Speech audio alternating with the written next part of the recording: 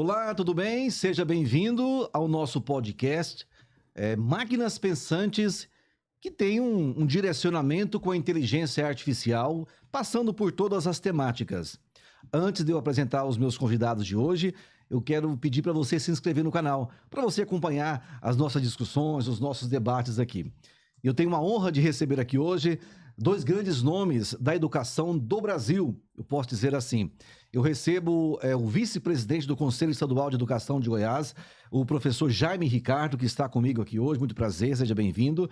Também a professora Gisele Faria, uma referência nacional, né, Jaime? Isso. É sobre alfabetização. Sobre educação infantil. Educação infantil, sabe muito, também tem a honra de estar conosco aqui hoje.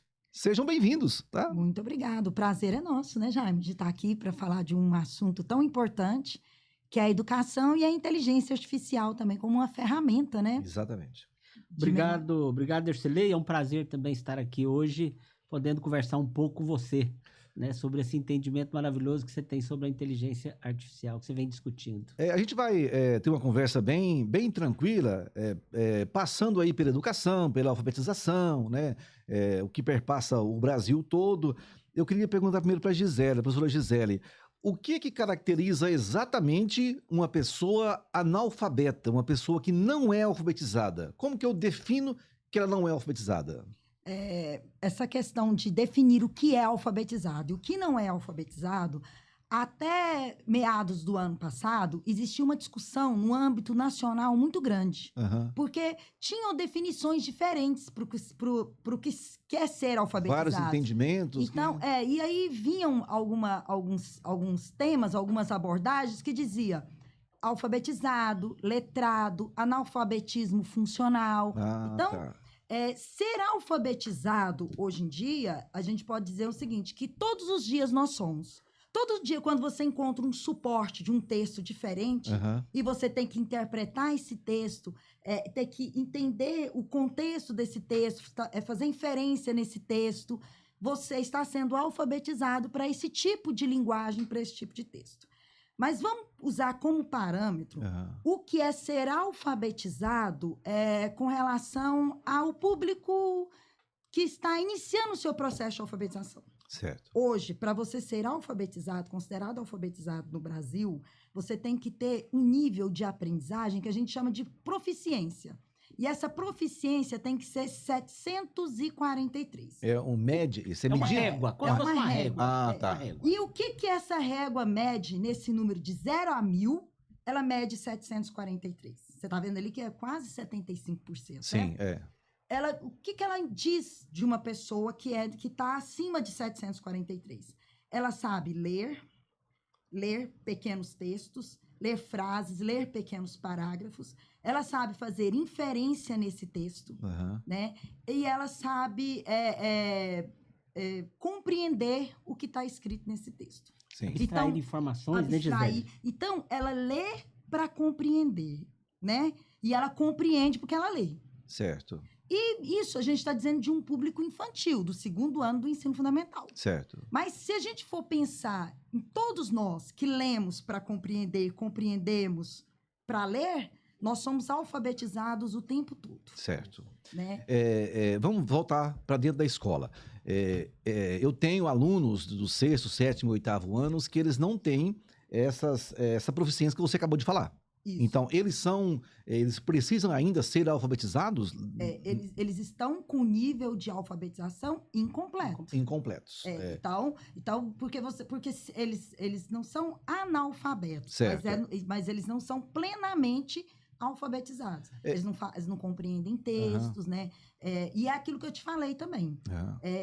O nível de complexidade para um texto, ele aumenta de acordo com a idade da pessoa, de acordo com a escolaridade que ela tem, né? Então, assim, vou te dar um exemplo. Eu sou alfabetizada para ler um texto científico, para ler uma reportagem, para ler uma bula. Não sou alfabetizada para ler um texto do judiciário. Não sou. Entendeu? Eu preciso que alguém leia e interprete para mim. Não é ler para compreender? Mas num conceito geral, a pessoa analfabeta, ela precisa estar abaixo desse número aí, dessa régua, 700... Aí ela é isso, né? considerada Analfabeta, né? Eu faço essa medição com ela é analfabeta. É isso, né? Isso aí foi um padrão que o MEC escolheu, porque, como a Gisele disse, não tinha sido uma definição do que era ser alfabetizado. Isso, né? Isso. Não tinha. E o ano passado foi feita uma pesquisa, certo. Né? Uma pesquisa chamada Alfabetiza Brasil. E a partir dessa pesquisa, definiu-se o que poderia ser considerado como alfabetizado. Isso que foi definido, foi o que a Gisele falou, né? Quais as habilidades que a pessoa precisa de ter para ser considerada como alfabetizada. E o que a Gisele traz aqui agora é muito interessante, porque ela diz o seguinte, né? Que a alfabetização, ela ocorre todos os dias. Entendi. Né? Ela ocorre todos os dias. Diariamente eu sou alfabetizado de alguma forma, de alguma forma, em texto, em várias áreas. Química, né? Imagina se ler um texto de química, que é tanto de fórmula, falando aquele Vou ter que ser alfabetizado. Você vai ter que ser alfabetizado. Então, às vezes, o aluno do 6º ano já atingiu o 743, isso que eu quero que você entenda. Mas ele precisa, lá no 6º ano, ser alfabetizado para um texto de geografia, para um texto de história. Interessante isso.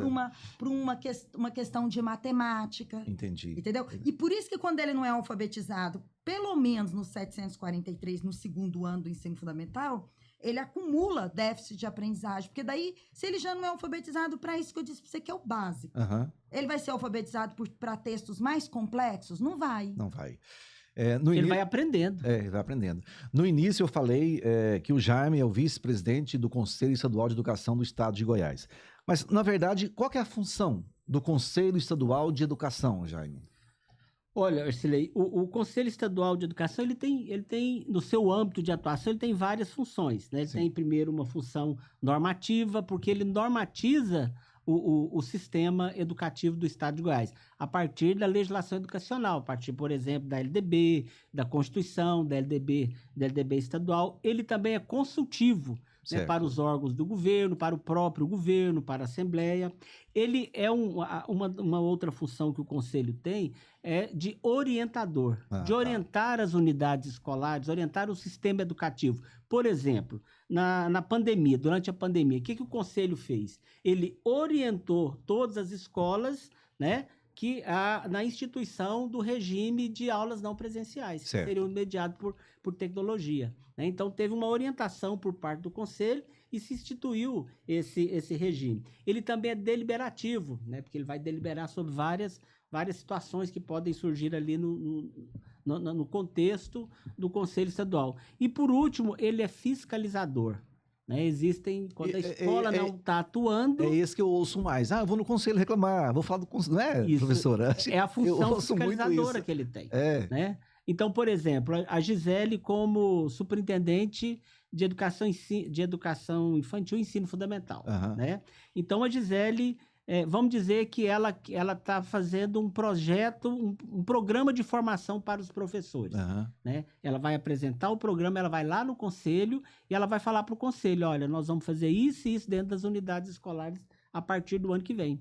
E aí o conselho vai dar uma autorização para ela, né? Ela vai dar essa autorização e essa autorização vai ser para quê? Para que aquela escola ou aquela unidade ali, ela possa certificar daquela ação que a Gisele está fazendo lá. Isso, educação básica e superior. Exatamente. O conselho age nessas instâncias também. Exatamente. Escola particular, escola pública, tudo, né? É o sistema educativo do Estado de Goiás. Certo. Né? O que compõe o sistema educativo? Todas as escolas estaduais, né?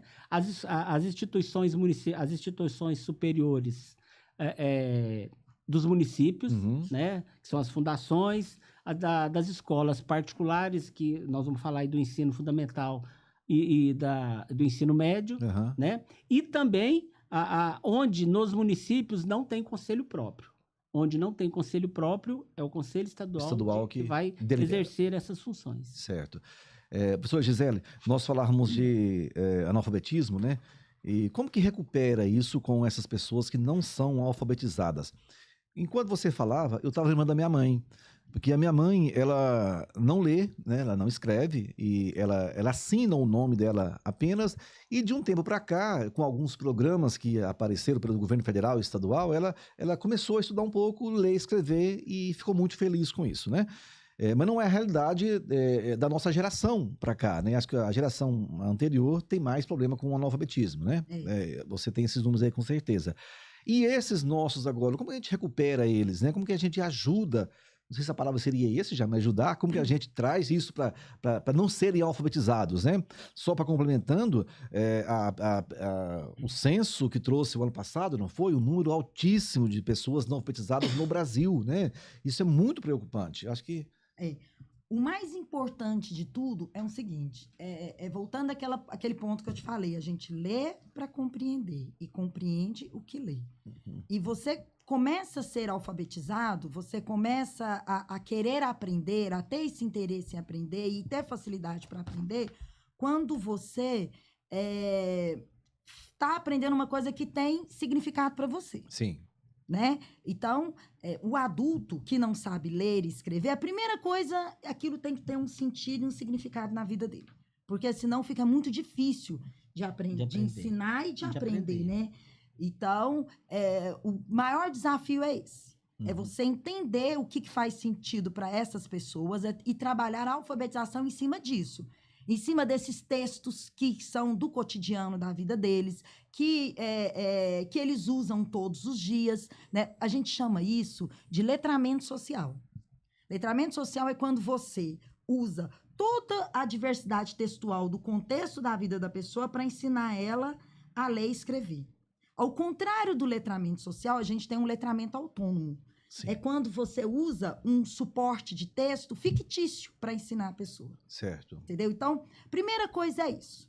É ter um contexto daquilo que se vai ensinar. E mediante que você vai lendo, vai compreendendo, e aquilo vai fazendo parte, né, da sua vida cotidiana, você vai aprendendo mais. Certo. As políticas públicas no Brasil têm sido voltadas para isso? Tem dado uma atenção necessária, urgente, recorrente para isso? Tem? Tem. Existem muitos programas que tem, tanto do governo federal como do estado de Goiás também, do combate ao analfabetismo.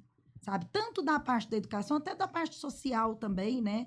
Tem esse trabalho que faz de alfabetização. Aqui no estado de Goiás existe alfabetização em família, né? Que não somos nós que cuidamos lá na Superintendência de Educação Infantil e Ensino Fundamental, mas tem uma outra superintendência de modalidades especiais que cuida dessa alfabetização em família. E é muito bonito de se ver, sabe, a interação, muito mais que a aprendizagem de estar ali sendo alfabetizado, mas a interação e o sentido que isso faz para a vida daquelas pessoas, sabe? De uma pessoa que consegue fazer de uma costureira que consegue fazer uma lista de itens que ela precisa para poder comprar no mercado, do tecido, dela conseguir agora fazer as anotações daquilo que as clientes dela, né, atendeu. Você está vendo que é um letramento social mesmo? Ela fez parte, ela começou a fazer parte da sociedade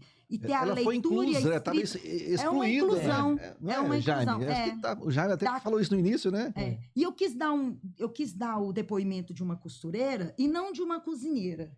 Por quê? Porque hoje em dia nós temos muito mais, ainda mais no estado de Goiás, aqui na 44, nós temos muito mais costureiras no estado de Goiás, que hoje são incluídas, porque agora tem condição de fazer a conta da facção daquilo que entregou.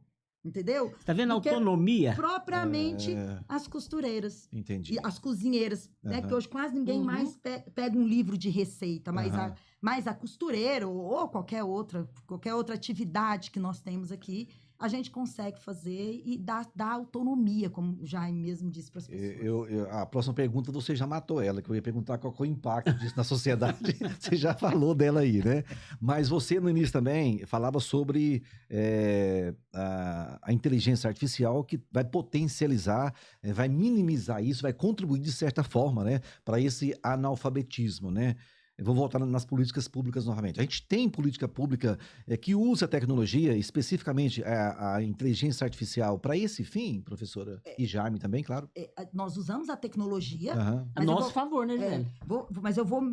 Nós usamos a tecnologia, e depois a gente pode falar mais sobre isso, né, Jaime? Mas agora eu vou falar para você da inteligência artificial. Sim. Sabe? Dessa questão da máquina, né? Do sistema conduzir. Uhum. Né? É uma inteligência artificial, é isso, né?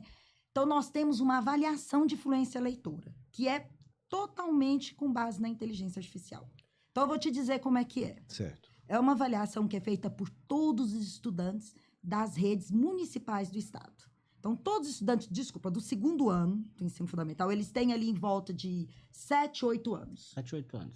Então, todos esses alunos, a gente tem aí uma média de 40, 50 mil alunos. Só para entender, ele começa a ser alfabetizado com quantos anos? Ele começa a ser alfabetizado com 7 anos. Com 7 anos. Isso. E essa avaliação é aplicada? Ela é aplicada no segundo ano, mas como ele faz a primeira dela em março, pode ser que ele ainda tenha 7 anos. Certo. Entendeu? Porque ele começa antes, é isso que ela está dizendo. Porque assim, olha só. Primeiro ano é quando começa o processo de alfabetização, digamos que escolarizado no ensino fundamental. Isso. Certo. Porque o processo de alfabetização mesmo ele começa lá na educação infantil. Sim. Mas falando do ensino fundamental, ele começa no primeiro ano. Então, quando ele entra no segundo ano, em março, né, ele ainda não completou 8 anos, por volta de março, ele faz a primeira avaliação de fluência leitora, que é a avaliação diagnóstica. Certo. Entendeu? Então, nós temos lá de 40 a 50 mil alunos no mês de março, que acabaram de entrar no segundo ano do ensino fundamental e que vão realizar uma avaliação de fluência leitura. O que é isso? É uma entrega para esse estudante um bloquinho de folha. Nesse bloquinho tem palavras simples. O que é palavras simples? Palavras regulares. São palavras que elas têm uma sílaba que é feita por uma vogal e por uma consoante, e que a vogal e a consoante, ela é direta. Vou te dar um exemplo. Pato. Uhum. Para pá, só tem o P. Para T, só tem o T, pro som do T. Certo. Pato. Diferente do X, Uhum. que tem som de Z, de Isso. S, entendeu? Então, são essas. Que o aluno, na hora que ele for ler, ele não vai falar assim, esse X aqui tem som de X ou de S. Uhum. Então, elas são regulares. E ele tem um prazo também, né, Gisele? Ele tem um prazo, E ele lê essas palavras num aplicativo do celular. Certo. Entendeu? Que tá nessa folha. Então, o professor liga o aplicativo e começa a captar a voz da criança fazendo a leitura. Certo. Aí detectou, ele tem problema, e o que Não, que faz? aí- Não, ele tem que ler. Ele tem que ler. Tá, mas aí depois vai ser um Aí resultado depois, dele. mas o resultado é mediante ao que ele lê. Certo. Aí depois, ele passa a ler palavras irregulares. Ah, já mudou. Já mudou, já complexificou um pouco mais, Ah. complicou a vida dele, né? Aí depois, ele lê palavras que não são... A gente fala de pseudo-palavras. Existe até uma divergência sobre isso, porque se ele não usa pseudo-palavra na vida dele, Na por que vida ele precisa dele. ler? Mas tudo bem, enfim, tá lá. Então, é uma palavra inventada. São as falsas palavras, né? Depois ele lê uma frase. E depois isso tudo, Wesley, é para medir o nível de leitura que ele tem, tá? Tá. Aí depois ele lê um parágrafo pequeno. Depois ele lê um parágrafo maior um pouquinho e ele tem que responder algumas perguntas sobre esse parágrafo, esse textinho maior que ele lê. Tá. É isso que estou falando. Você diagnosticou o nível que ele está de analfabetismo. Tá. E o que faz com ele Peraí. depois? Aí o celular tá captando isso aqui. A máquina tá... Porque eu Aguardando quero a te falar o informação. trabalho da inteligência Ah, artificial tá. primeiro. Entendi. Entendeu? Aí a máquina tá captando essas leituras. Essa leitura dele, essas palavras complexas. E aí escreve o nome do aluno e capta a leitura. Aham. Entendeu? Aí vem o próximo. Aí o professor pega o celular e sincroniza todas essas leituras. Entendeu? Em um servidor onde vai ser onde é um sincronizado. aplicativo. Aham. E isso, Ercilei, é feito aqui em Goiás, mas é feito em mais 22 estados do Brasil. São mais de 3 milhões de Crianças alunos avaliadas. em março fazendo essa leitura pelo aplicativo. Certo. Então, olha para você ver o que é a inteligência artificial a favor da educação. Quando ele sincroniza, de acordo com a leitura, ele estabelece o nível de leitura que esse aluno tem. Então, nós não vamos falar de alfabetização por enquanto. Nós vamos falar do nível de leitura. O nível de leitura, ele pode ser pré-leitor. E quando você coloca pré-leitor, ele pode ser, olha para você ver, 1, 2, 3, 4. Certo. Ele pode ser leitor iniciante, leitor fluente e avançado. Então, Mas como que ele sabe? Mediante essa classificação e esse tipo de palavras e Que de já texto foi que ele leu. previamente estudada e inserida, né, E aí, alimentada a inteligência artificial. E a inteligência no sistema. artificial, de acordo com a leitura do aluno, Certo. ele consegue classificar Ô, o nível de leitura. Entendi. Isso de 3 milhões Ô, Gisele, de crianças. então, assim, é interessante de observar isso, que a inteligência artificial ela faz de uma forma bem objetiva o que a nossa professora lá da segunda série fazia, né? Esse menino não tá lendo direito, não. Aham. Esse menino precisa ler mais, né? Só que a inteligência, ela te dá o dado. E a agilidade. Tá. E o processamento disso, quanto é rápido? Então, mas aí é a minha pergunta novamente. Eu diagnostiquei isso, Agora apontou, e Vamos agora? para outra parte. Vamos salvar o menino agora. Agora vamos para outra parte. Tem o diagnóstico, agora qual que é o remédio? Toca o remédio agora. Isso mesmo. Então, pronto. Então, nós vimos isso. Aí começa a se fazer as análises desse resultado. Aham. Então, vamos lá. Um menino que está entrando no segundo ano, ele já cursou o primeiro ano todinho. Aham. Ele não deveria estar no nível pré-leitor. Nem 0, nem 1, nem 2, nem 3, nem 4. Certo. E nós temos ali, hoje, quer dizer, até o ano passado, nós tínhamos ali uma média de 40 meninos, 40% dos nossos alunos, assim, e nós já diminuímos esse percentual em 35% de alunos. Nacional, número nacional. Não, agora eu estou falando número do estado de Do Goiás. estado de Goiás. Então, e o que isso denuncia pra gente? Quando o menino entra no segundo ano como pré-leitor 4?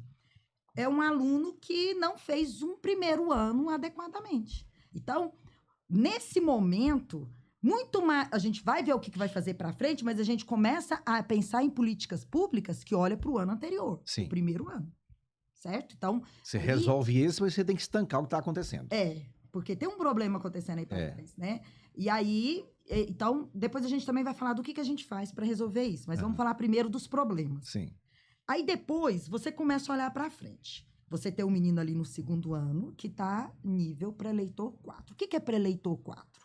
É aquele menino que vai conseguir ler mais ou menos uma palavra. Sim. Porque, agora pensa, um menino terminar o primeiro ano, ter 200 dias letivos de aula, né? 240 minutos todos os dias? E conseguir ler uma palavra só. O que esse menino fez na escola um ano? Então, mas já é um problema que a gente tem que cuidar, né? E aí, nós vamos ter aquele que lê uma frase, que daí a gente coloca um leitor iniciante, né? Aí nós vamos ter aquele que lê aquele pequeno texto, a gente coloca ele como um leitor avançado, fluente, e aquele que consegue responder as perguntas, mais ou menos um aluno avançado. Uhum. Então, você tem um retrato Certo. da rede, do que você tem que trabalhar no segundo ano e do que não foi feito no primeiro, que você tem que correr atrás, né? E aí... Contra dados não tem argumento, né, Gisele? Não tem. Jeito. E aí, em regime de colaboração, porque todo o nosso trabalho, nós somos uma Secretaria Estadual de Educação. E o nosso aluno do segundo ano é da rede municipal. Sim. E aí, a gente começa um planejamento de trabalho para todas as redes municipais com base nesse resultado. Certo. Né? E quando a gente fala de um planejamento, né, Jaime? A gente pensa numa situação dessa, a gente pensa em todas as esferas que a educação tem. Então, nós temos uma esfera da gestão, né, com prefeitos, secretários. Nós temos uma esfera da gestão da escola, com diretores e coordenadores. Nós temos nessa mesma esfera, a gestão dos estudantes, dos professores. E daí que a política pública vem alinhando, né, alinhavando tudo isso e se organizando nas suas ações. Certo. Então, o Jaime é gerente de cooperação municipal. Né? Então, ele faz um trabalho de organizar todo esse fluxo de comunicação, de investimento da política pública com os prefeitos e secretários. Né? E essa política pública aqui em Goiás hoje, ela é chamada de Programa Alfa Mais Goiás, viu, Arcilei? O Alfa Mais é a política de alfabetização do estado de Goiás, não é isso, Gisele? Isso. Então, nós temos aí uma política de combate ao analfabetismo. Muito bem. E uma política, assim, muito firme, institucionalizada, ela tem todas as suas bases bem específicas. entendeu? Sem ferir a autonomia dos municípios, como a Gisele acabou de dizer aqui. O Estado mantém um programa para os municípios, né? Mas respeitando a própria autonomia do município. Muito bem. Lá no conselho, você recebe denúncia lá de diploma falso? Sim, É mesmo? Ensino médio, tem tudo isso. graduação. Conte a história. Olha, o que acontece? Você vai atrás? Fale mais sobre isso. Fale mais sobre isso. Ercilei, esses casos, né, lá no conselho, o conselho é dividido em 4 câmaras e mais o conselho pleno. Uhum. Né? Tem a câmara de educação básica, a câmara de ensino profissional, a câmara de ensino superior e a câmara de legislação e normas. Certo. Né? Então, por exemplo, lá na educação básica, onde nós temos lá os credenciamentos, recredenciamentos das escolas, né, que pertencem ao sistema educativo do estado de Goiás. Superior cuida das instituições municipais, né, que são, aqui, se eu não me engano, nós temos 5 aqui, mais as escolas de governo. A educação profissional é tranquilo, e a CLN que cuida exatamente disso que você está me perguntando, né? Onde que está lá as denúncias, quando existe a possibilidade de diploma falso, quando a escola está funcionando sem os seus atos autorizativos vigentes. Quando aparece um diploma falso, geralmente quem falsifica? O próprio aluno que falsifica? Olha, porque o conselho ele tem que ser ele é provocado. Certo. Né? Então, não. Assim, quando apresentou um certificado falso, isso, né? Por exemplo, uma escola detecta um diploma, alguma coisa falsa. Ela encaminha para o conselho faz as buscas, ele vai... e dali começa as orientações para as unidades escolares, entendeu? Certo. Ele parte desse pressuposto aí. Quem que faz parte dos conselhos estaduais de educação?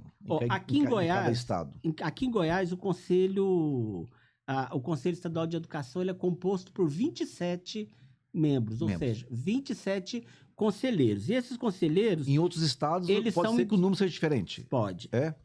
Aqui em Goiás, esses conselheiros são indicados pelas entidades que estão previstas lá na Lei Complementar número 26, que é a nossa LDB. Que são os sindicatos professores, o próprio governo, né, o Secretaria de Educação. Então, que é o próprio governo, a Universidade Estadual de Goiás, é isso? Tem representatividade lá dos estudantes, dos diretores, da juventude.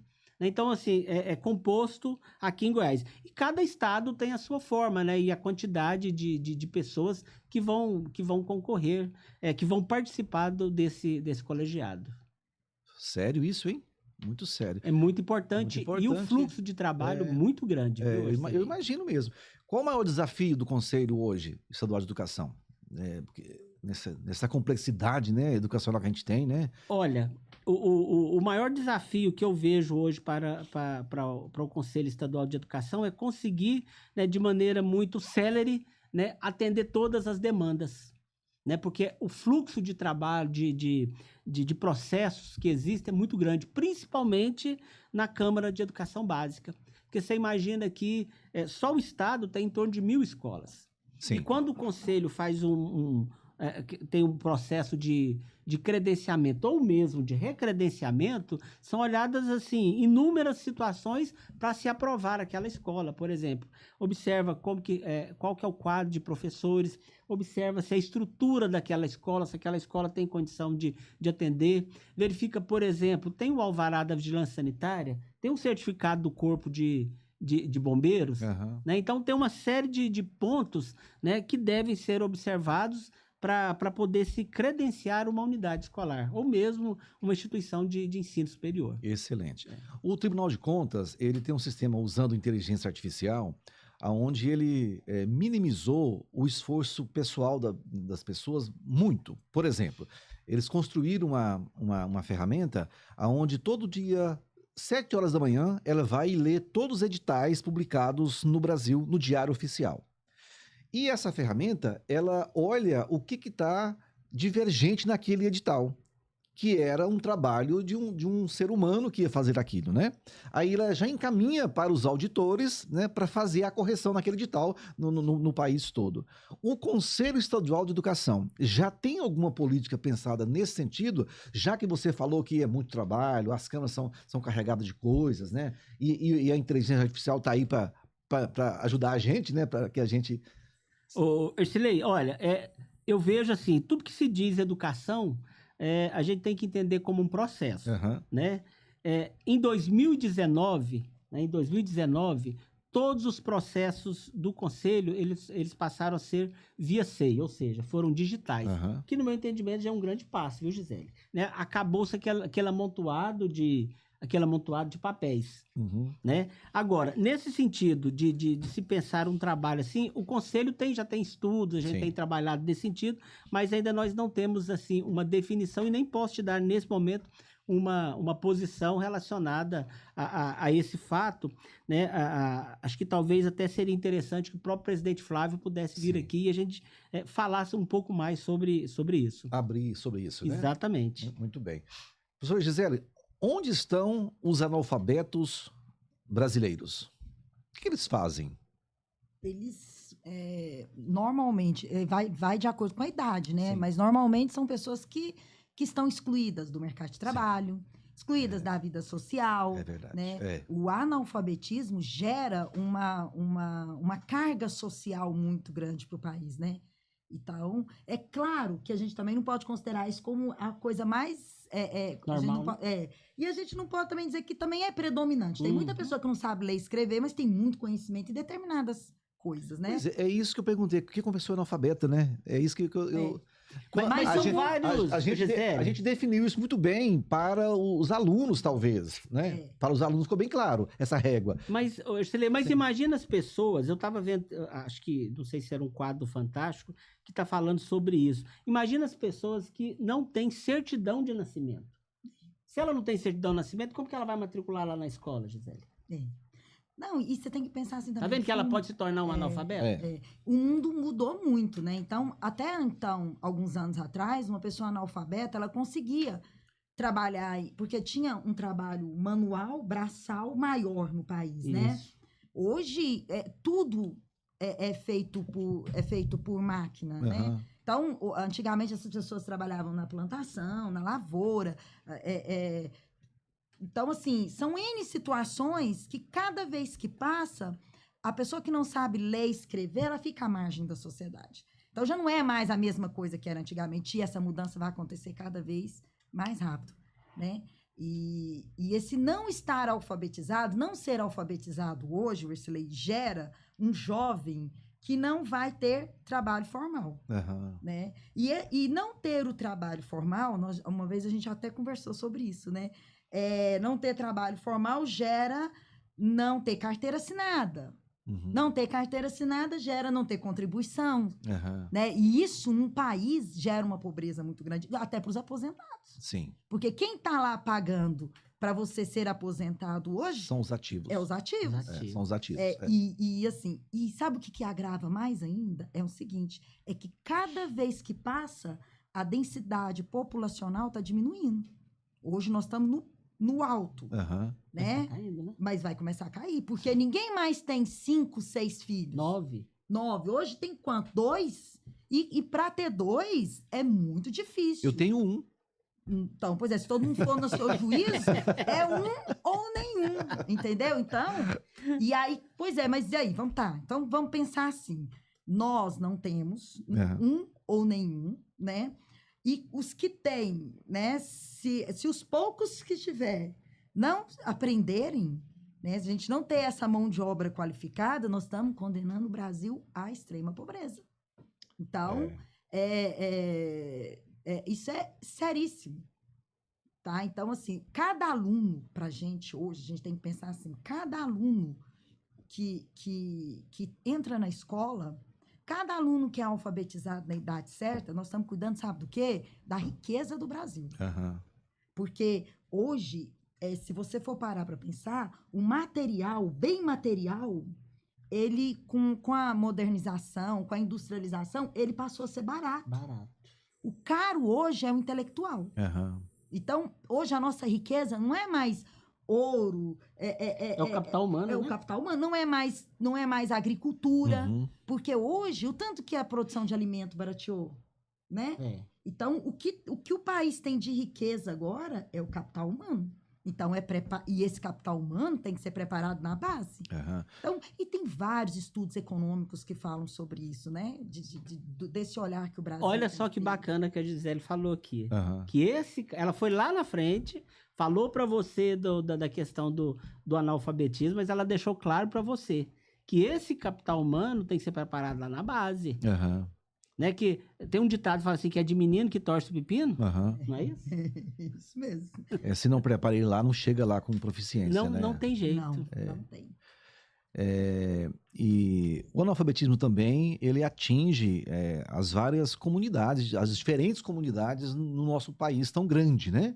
É totalmente diferente. Eu acho também que o Brasil tem política pública para essas comunidades, né? Que o país tem uma diversidade tão grande. E quais são, aonde estão, quais políticas estão sendo implementadas, né?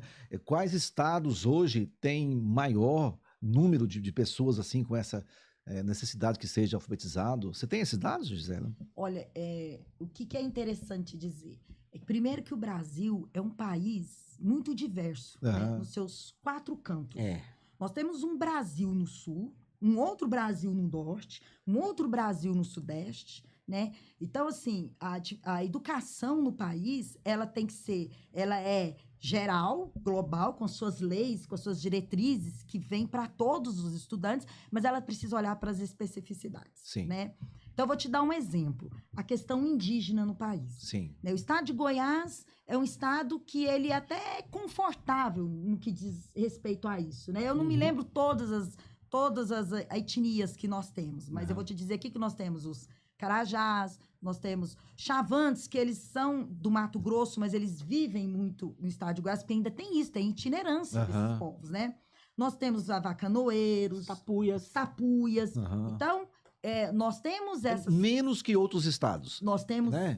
esse tanto, mas nós temos estados aí que tem 49 etnias, que tem 120 etnias. Isso. Mas como que a educação chega para eles?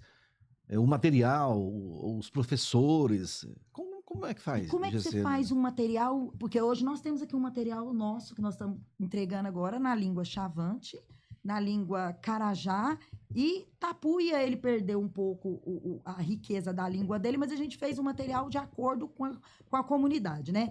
Mas agora, como é que você faz um material para 120 etnias diferentes? E outra coisa... São poucos, né? Não, e etnias... São muitas etnias e poucos habitantes. Poucos habitantes. Isso. E assim, Wercilei, tem uma vez eu fiquei sabendo de uma história lá no Pará, que era o seguinte, a Universidade do Pará, curso de medicina, né? Um aluno, um estudante, entrou no curso de medicina, ele se preparou para fazer a prova de língua portuguesa, porque na hora que ele vai fazer a prova, ele pode escolher a língua dele como primeira língua. E aí a universidade tem que dar conta disso, né? Ele entrou no curso de medicina sem falar a língua portuguesa, falando da língua da etnia dele, e os professores tinham que ensinar ele o curso de medicina sem... Ele teve que aprender... conhecer a etnia. Aí o que fez? A faculdade que ofereceu a língua para ele, o idioma para ele? Ou ele que aprendeu a nossa? E aí, a nossa que eu falo assim, a língua portuguesa. De acordo com... que para ele é a segunda língua, né? Para ele é a segunda língua. De acordo com a legislação, né, com a Constituição Federal, todos têm direito. Todos. E esse aluno também tem direito. Então, ele vai fazer o curso, os professores tiveram que aprender... Então, um curso que levaria 4, 5 anos, levou 10, né? Porque os professores tiveram que aprender. E assim, eu imagino, não tive a oportunidade de estudar esses estados, né? Porque eu me dediquei muito a estudar o estado de Goiás. Mas eu tenho a impressão que as coisas acontecem muito bem assim, é a hora que a demanda é provocada, né? Onde chega um aluno, porque ainda tem uma coisa, tem etnia lá que ainda não teve contato com a pessoa humana. E que esse menino chega lá. Entendeu? E às vezes ele entra dentro de um carro, de um ônibus sem documento, ainda tem isso. Nós estamos falando de educação, mas tem coisas básicas. Sem um documento, sem um carro, e chega na cidade. E tem que estudar. Entendeu? Chega um menino de uma etnia indígena de 10 anos na cidade, que nunca teve contato, né, com a civilização, gente. né? É um povo originário, né, a gente entende como povos originários, mas não teve contato com o nosso modelo de civilização. Sim. E aí, ele chegou ali, ele vai ter que ter documento, vai ter que ir para a escola, né, e a escola tem que dar conta de ensinar para esse aluno, que ele é brasileiro. Aham. É direito dele, a criança é um ser de direito. É direito dele. Não é não? E voltando, então, para a produção de que Goiás fez sobre os povos indígenas, né? Uhum. O material, como que foi, que língua vocês fizeram esse material? Conte a história para a gente também sobre isso. Com muito orgulho, né? Eu acho, né? É um orgulho muito grande pra gente. Quando foi o ano passado, no início do ano passado, eu e Jaime, nós fomos numa formação em que tinha... Lá em Rubiataba. Que tinham povos originários lá. Lá. Né? E aí nós levamos o nosso material... Foi um encontro, né? De todas as etnias aqui de Goiás, né? Isso, foi lá em Rubiataba. isso acontece. E foi muito numa aqui. escola indígena, dentro de uma escola indígena, Tapuia. né, Gisele? Tapuia. E aí nós levamos nosso material e eles nessa reunião lá, e eu gosto de deixar isso muito claro, para não parecer que é a SEDUC que está lá dentro da moradia deles, né, dentro da comunidade deles, impondo o material. Sim. Né? Então, foi o contrário. Eles viram o nosso material, juntou lá os 4 caciques, pegou o livro e falou assim, nós queremos desse também. Um desse. Aí eu falei assim, perfeito, vou ali no carro buscar. Ele falou, não, mas na nossa etnia, na nossa língua, tem que fazer um para nós, específico para nós. Aí eu falei assim, não, então nós vamos fazer. E é isso aí? E esse aqui é o dos Chavantes, né? E quem é que faz esse material? Eles É construído com eles. O nosso material, né, que é o material complementar, né, ele foi desenvolvido para o primeiro e segundo ano. Foi isso, Gisele? Aí o que eles pediram? Que eles queriam também do primeiro e segundo ano, mas na língua deles. Como o nosso é produzido pelos nossos próprios professores, os deles também foram produzidos pelos próprios professores. Aí quem produziu esse material professores indígenas. Indígena, mas ele fala português. Fala, mas eles tiveram formação, tiveram um período de discussão com os nossos professores que produziam o nosso material. Certo. Porque o material ele tem uma lógica. Sim. Né? Ele é dividido em vivências, ele tem uma sequência, né? E aí a sequência e as vivências tinham que ser pautado de acordo com o contexto deles. Né? Então, é receita deles, mas também tem um pouco aí daquilo que é nosso, né? Isso. Porque eles vivem na cidade, né? Então, existem campanhas importantes que a gente coloca no livro, igual de vacinação, campanha contra a dengue. Existem pontos importantes que a gente mantém no livro. Mas também tem a cultura deles, né? É o que está mais inserido, né, Gisele? A própria cultura indígena. Os animais que eles vivem, né? Eu lembro que dos carajás, uma vez eu fui lá e, assim, é uma relação muito engraçada, né? Eu sentei lá e falei, pois é, então... E fui conversando com ele. Por exemplo, agora você vai construir o seu material, né? E nós gostaríamos que você trabalhasse com receitas, né? Aí ele falou pra mim assim, então eu vou fazer bororo. Aí eu olhei, tá bom, então o senhor vai fazer. Faz bororo. Tá certo, né? Né? Aí ele pegou e falou pra mim assim, você sabe o que é? Eu falei, não, é porque a gente cozinha a tartaruga no casco da tartaruga. Aí eu olhei e falei, gente, tadinha da tartaruga. Você vê como é que a cultura é diferente da nossa. E para eles aquilo ali é uma coisa super normal. E outros estados têm essa iniciativa também? Esse material de fazer para... Você disse aí que tem um estado que tem 49 etnias. Que eu saiba, não. Não. Nos outros estados, existem iniciativas das universidades, né, de trabalhar com essas etnias, num sentido amplo da pesquisa, da etimologia, né? Isso. Num sentido... E, assim, não é uma iniciativa do Estado, mas é uma iniciativa que é mais ampla, né? Isso. De entender a cultura do povo, né? Da comunidade e também produzir com eles material de estudo, de apoio. Mas, assim... com intencionalidade pedagógica para alfabetizar, né? É o estado de Goiás, É o estado de Goiás. que é pioneiro nessa ação. Certo. Porque existe uma intencionalidade aí. A cada vivência tem uma intencionalidade, tem uma proposta, tem uma sequência didática, né? Que ela é toda construída para alfabetizar. E outra coisa, a gente entrega para ele o Leia de língua portuguesa e o Leia da etnia dele. É como você falou aquela hora, né? Se não tiver um significado para ele, não vai resolver. Não vai. Não vai resolver. Jaime, Sim. Você estava falando aí sobre a situação dos conselhos de educação dos estados e traz várias temáticas diferentes para cada contexto, né? Por exemplo, essa questão indígena no Conselho Estadual, que a professora Gisele acabou de falar, como que é recebido lá e quais são as providências que o Conselho, vamos dizer assim, posso dizer apoia, abarca, acompanha, né? Qual a responsabilidade do Conselho numa ação dessa? Olha, em relação à própria estruturação do material, você está assim, voltando, fazendo um link com essas... Porque o que acontece? Na verdade, há um direcionamento focado com os indígenas, né? Não é uma educação como acontece com os demais. E qual que é o conceito da educação? Como é que está nisso? Ou é uma ação isolada do departamento da professora Gisele, ela que está fazendo? Não é uma ação isolada, porque para a Gisele, quando o Estado de Goiás foi instituir aqui, criar o programa Alfa Mais Goiás, a primeira coisa que a Gisele e a professora Fátima fizeram foi lá no conselho pedir autorização para fazer. Certo. Então o conselho já falou, você pode trabalhar nisso, vocês vão fazer isso, está autorizado de acordo com a própria legislação. Não é isso? Agora, o conselho vê isso com muito bons olhos. Claro. Né? Exatamente por quê? Porque é um trabalho de inclusão.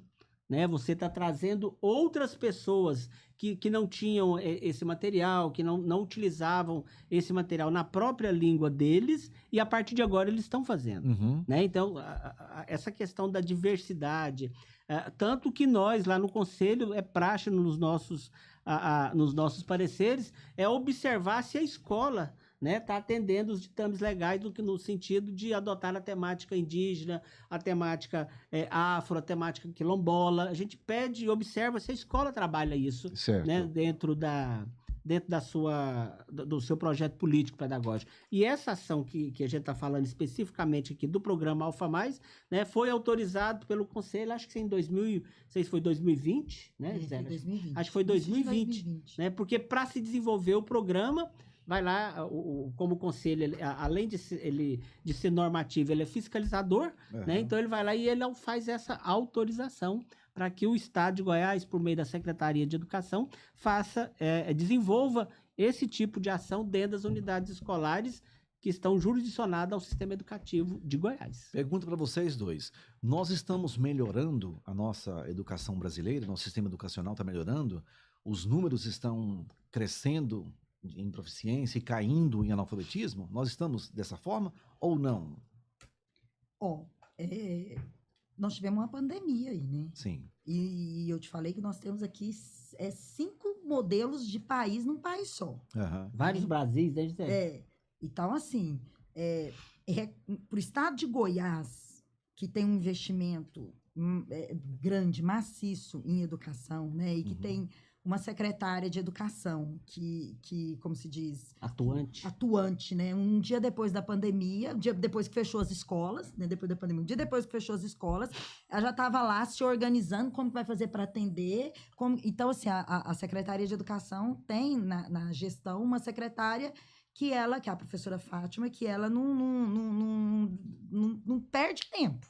Né? E ela é antenada e ela ela já vê os problemas lá na frente, ela já mobiliza a equipe. Então, assim, a reação do analfabetismo com relação à pandemia e com relação à situação do Estado, desse Estado é uma, mas cada Estado reage de um jeito diferente. Vamos fazer comparativo. Eu comparando com outros estados. Nós estamos melhorando, nós estamos piorando? Nós estávamos em 7º lugar. Em 7º lugar. Agora nós estamos em 4º lugar. Em quê? Em alfabetização. Em nível de alfabetização. Sabe aqueles 743? Nós temos 67% dos nossos alunos de 743 para cima. E se for de 536 a 743, ali quase no 743, nós temos 12%. Entendi. Ercília, é interessante essa... De 0 a 1.000. Uhum. É interessante essa pergunta, só pegando o gancho aqui da Gisele. Olha, eu não sei se você lembra, se eu não me engano, foi no governo Fernando Henrique que se criou um programa chamado assim, Toda Criança na Escola. Lembra? Lembro. Colocou todo mundo dentro da escola. Né? Colocou todo mundo da escola, colocou... E a obrigatoriedade, isso, não é? exatamente, isso, que agora, até culminou agora, recentemente, que a educação obrigatória começa aos 4 anos. Então, colocou toda criança dentro da escola. Foi. Né? Então, o primeiro passo foi esse que eu vejo, que foi universalizar o direito. Isso, Universalizou, todo mundo está dentro da escola. Agora, o que se briga é pela qualidade. Isso mesmo. E nesse quesito, é o que a Gisele disse aqui, né? O estado de Goiás, ele avançou demais. Uhum. Você sabe por quê? Vamos pensar assim, o Ceará tem mais de 20 anos que ele está nessa luta, né? E tá certo, tá nessa luta para alfabetização, para as crianças terem alfabetização plena. O estado de Goiás tem o quê? Tem 2 anos. Tem 2 anos de programa. Uhum. E com 2 anos, nós já estamos em 4º lugar. Né? Graças ao quê? Ao investimento que está sendo feito. Certo. Porque tudo isso que a gente está falando aqui é um investimento que está sendo feito de um ente, né? Porque a própria secretária fala, o governador fala que aqui em Goiás não existe rede municipal, rede estadual. Aqui existe o aluno goiano. Uhum. Então aqui tem que se olhar para todo mundo. Uhum. Então esse investimento está sendo feito para todo mundo. Né? Certo. Jaime, Gisele, tudo isso nós conversamos aqui, está acontecendo, mas mesmo assim, muitos alunos ainda se perdem no meio do caminho. Uhum. Eles não chegam até a 8ª série, eles não chegam no final do ensino médio, né? Há uma defasagem da idade séria. O que se faz, o que se tem feito no Brasil, em Goiás, para minimizar a vida desse menino, desse aluno, né? Porque aí, como nós falamos, né, Gisele, acaba sendo uma exclusão. Você está numa turma aí do aluno 12 anos, já está com 15, 16 anos, e está descontextualizado, ele não tem motivação para isso, eu acredito, né? O que se tem feito para isso? Primeiro eu vou te dar um número. Uhum. A cada 10 alunos não alfabetizados na idade certa, 6 desistem no caminho. Só 4 que terminam o ensino médio. Então, primeira coisa é não deixar ele seguir. Esse número, ele é confortante mundialmente? Não. Nós estamos falando em nível de Brasil. A cada 10 alunos, 6 se perdem no caminho. 4 terminam o ensino médio. 4 terminam o ensino médio. Então, para você ver que a gente tem que, primeira coisa é olhar na origem. Lembra daquela história que ela falou agorinha? Uhum. Olhar lá na base? Bom, exatamente para não chegar no que você falou aí, ó. Uhum. De perder 6 no caminho, já pensou uma coisa dessa? E sabe onde mais perde? Na mudança de etapa. Então, vamos supor... Do 9º pro 1º ano. Não, do 5º pro 6º. Do 5º pro 6º. Uhum. Né? Porque até o 5º ano é um professor só. Né? Aquele estudante, ele é bem que organizado ali. Pela mãe, pela família, né? Tem um acompanhamento, Isso. A escola olha... Né? Um professor de um ano anterior conversou com o do ano seguinte, olha, ele tem essas dificuldades. Tem as dificuldades, mas algumas vezes não fez nada para poder resolver o problema, né? Tá, e aquilo vai seguindo. A gente já sabe disso. Mas o que tem feito para... Muda a etapa do 5º... E até o 5º ano, o fluxo permanece. Aquele menino tem que ser recuperado no ano. Ele não repete... Normalmente, ele não repete ano. Entendeu? Ele não refaz o ano mais uma vez, para poder... Aquela frase que tinha da nossa época de tomar bomba. Uhum. Repetir o ano. Repetir o ano, Isso praticamente não acontece mais até o 5º ano. Tomou bomba, mais. Né? Tomou bomba. Fulano bombou. Aí, do 5º pro 6º, ele não vai porque aumenta o quantitativo de professor. A dificuldade é muito grande. Aí, no 6º, ele abandona. Ele já tá maior? Ele tá maior, ele dá conta, ele some da escola. Às vezes vai trabalhar, às vezes não, tal.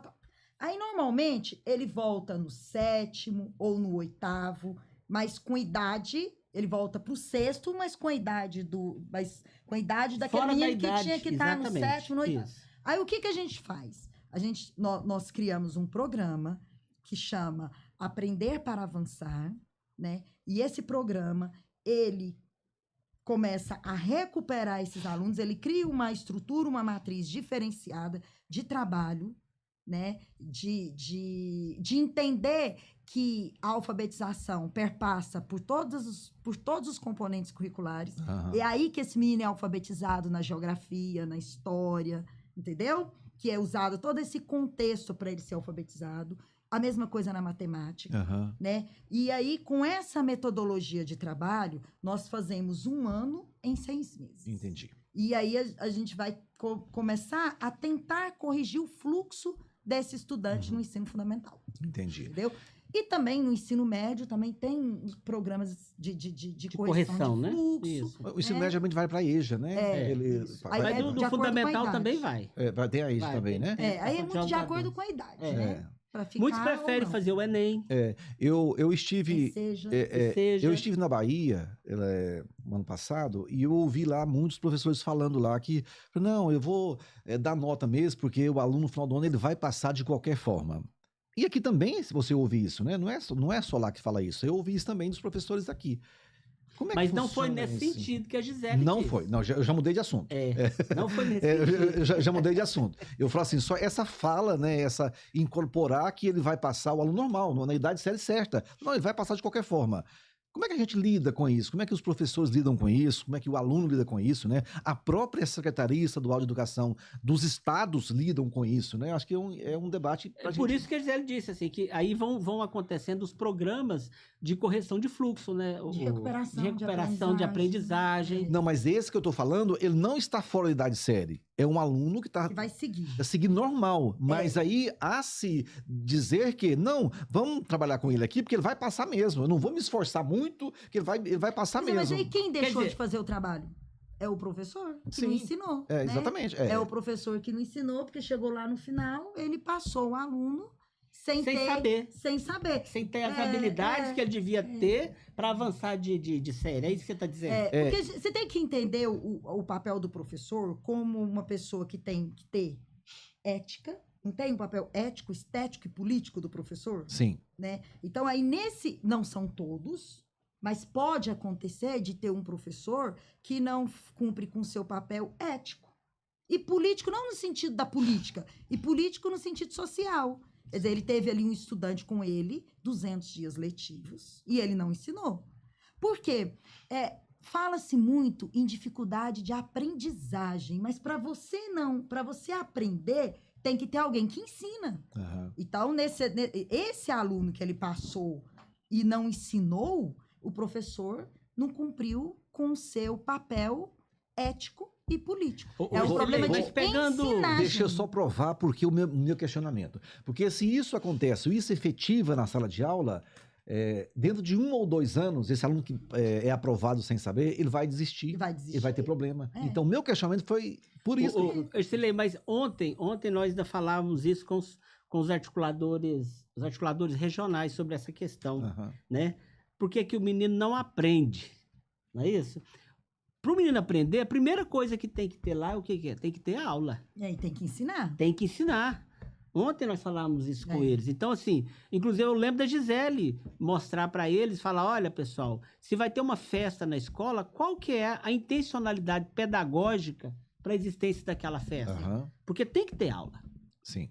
Entendeu? Então, aí, esses alunos também, assim, a gente não pode também deixar, talvez, Gisele, colocar tudo sobre a carga do professor, mas eu entendi que quando você se referiu a professor, você falou de todo o sistema, você falou do professor, do coordenador, do diretor, né? E foi quando eu lembrei dessa questão de ter aula na escola. Tem que ter aula, tem que garantir os 200 dias letivos, o trabalho tem que ser de efetivo trabalho pedagógico, né? Esse estudante, ele tem que aprender e tem que ser ensinado para ele, né? A educação, a escola tem que criar condições para esse professor ensinar também, né? Porque esse professor tem que ser preparado, tem que ser formado, ele tem que...